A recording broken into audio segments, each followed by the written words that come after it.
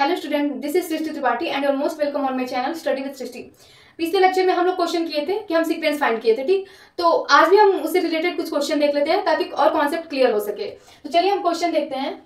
तो चलिए देखते हैं क्वेश्चन क्या दिया है कि find the sequence when f mapped from natural number to real number be defined by f of n equal to n by n plus 1 where n belongs to natural number. हम जो इससे पहले जो question किए थे थोड़ा easily वे में हो गया था, बट ये थोड़ा उससे टफ है। ज्यादा टफ तो नहीं है बट थोड़ा सा हार्ड है।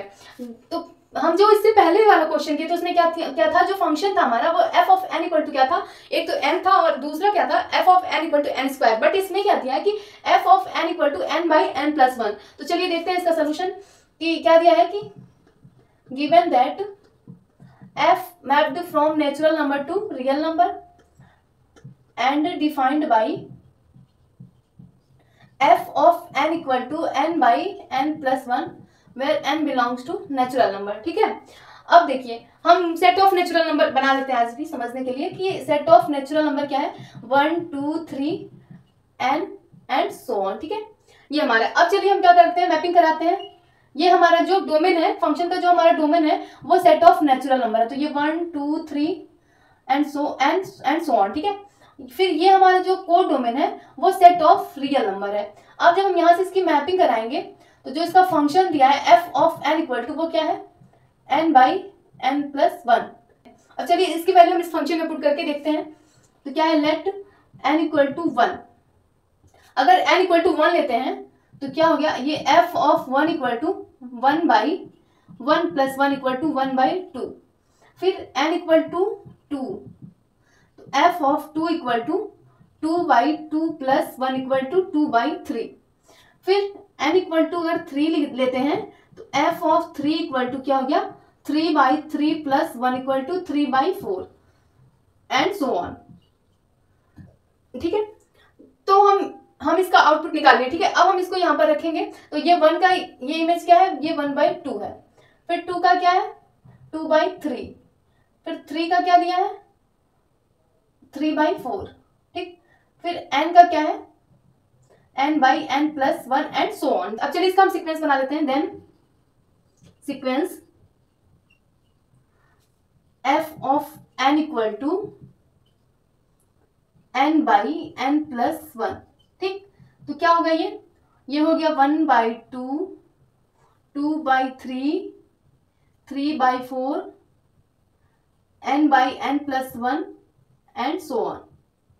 ये हमारा सीक्वेंस आ गया, ये हमारा आंसर आ गया। अब हम कोई दूसरा क्वेश्चन देखेंगे। उसमें क्या है कि अगर फंक्शन की जगह पर अगर हम function f of n equal to कोई कांस्टेंट वैल्यू हो, ठीक है, अगर कोई कांस्टेंट वैल्यू दी है तो हम क्या करते हैं, चलिए अब उससे रिलेटेड एक क्वेश्चन देख लेते हैं। इसमें देख लेते हैं कि क्या है कि find the sequence when f mapped from natural number to real number be defined by f n equal to 1। यहाँ पर कोई कांस्टेंट दिया, ठीक है, where n belongs to set of natural number. तो देखिए क्या है, given that f mapped from natural number to real number and defined by f n equal to 1।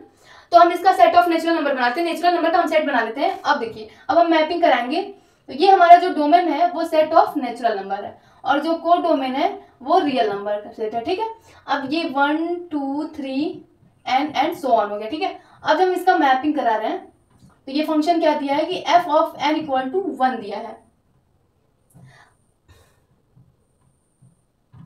1 दिया। ठीक है, अब देखिए, अब हम इसकी वैल्यू पुट करते जाएंगे, लेट n इक्वल टू 1।